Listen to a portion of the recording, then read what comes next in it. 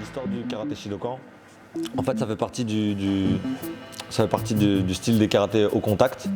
Et donc c'est un style qui est un peu plus dur que les styles traditionnels, on va dire.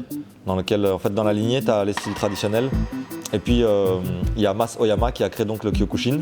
Et le Kyokushinkai, c'est un style de combat au KO. Donc contrairement aux autres styles où on était plus à la touche et beaucoup plus axé sur les katas et traditionnels, là on va vraiment chercher la réalité du combat.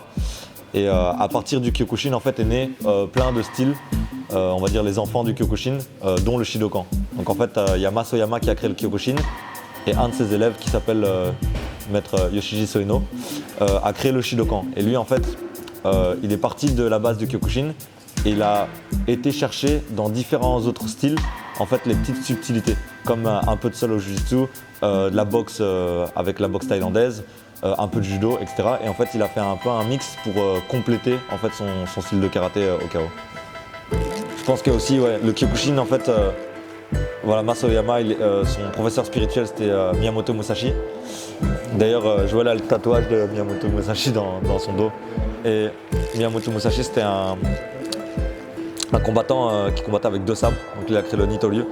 Et il avait plusieurs comme ça, je sais pas, philosophies, préceptes qu'il faisait.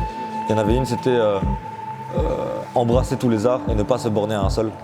Et je pense que dans le Shidokan, voilà, ça représente assez bien, c'est que voilà, il faut une base fixe, mais il faut s'ouvrir aux autres arts et c'est toujours des bons outils à mettre dans sa poche pour pouvoir réutiliser.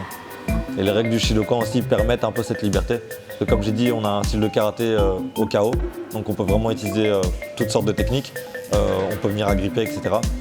Et ensuite il y a le style kickboxing, donc là avec les gants de boxe, et on est vraiment plus dans la boxe. Donc là aussi il y a toute une panoplie de techniques qu'on peut utiliser.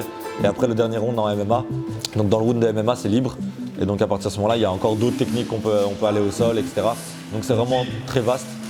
Et je pense que c'est encore plus vaste qu'une discipline qui te permet d'être juste libre parce qu'il y a vraiment 3 disciplines distinctes qui permettent vraiment des techniques différentes.